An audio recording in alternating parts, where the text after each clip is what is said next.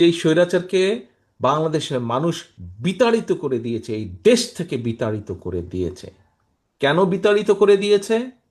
তার অন্যতম মূল কারণ হচ্ছে এই দেশের মানুষ যেভাবে চেয়েছিল, তাদের দল, তাদের নেতারা, তাদের কর্মীরা সেভাবে কথা বলেনি, সেভাবে কাজ করেনি।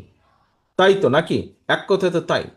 মানুষের প্রত্যাশা অনুযায়ী তারা কাজ করেনি, সেই জন্যই তাদের আজকে এই পরিণতি। প্রিয় সহকর্মীবৃন্দ, কাজে আমাদের অন্যতম মূল দায়িত্ব হচ্ছে মানুষের প্রত্যাশা অনুযায়ী। এবং কিছুক্ষণ আগে আমি একটি কথা বলেছি যে আজকে শহীদ রাষ্ট্রপতি জিয়াউর রহমানের একজন সৈনিক হিসাবে, দেশনেত্রী বেগম খালেদা জিয়ার একজন কর্মী হিসাবে, ওই গ্রামের শেষ কর্মীটি আপনি হয়তো মনে করতে পারেন যে আরে ভাই, আমি যদি এখানে কিছু করি কি হবে, ওই ঢাকায় বা ওই চট্টগ্রামে ওই দিনাজপুরে কি কেউ কিছু টের পাবে নাকি?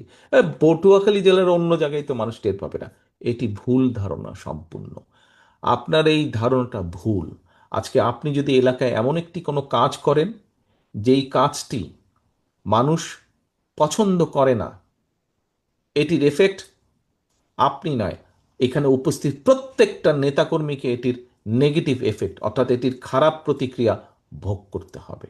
কাজে সহকর্মীবৃন্দ, আজকে আপনারা এখানে যত হাজার নেতাকর্মী উপস্থিত আছেন, আপনাদের প্রত্যেকের কাছে আমার আহ্বান, আসুন আমরা শুধু পটুয়াখালী জেলা না, বাংলাদেশের 64টা জেলার প্রত্যেকটি নেতাকর্মীর কাছে আমার আহ্বান, আসুন আমরা এমন কিছু কাজ করব না। বিএনপির একজন কর্মী হিসাবে, শহীদ জিয়ার একজন সৈনিক হিসাবে, দেশনেত্রী খালেদা জিয়ার একজন সৈনিক হিসাবে আমরা এমন কোনো কাজ করব না যেই কাজে মাধ্যমে মানুষ আমাদের উপরে বিরক্ত হবে। পলাশীর প্রান্তর থেকে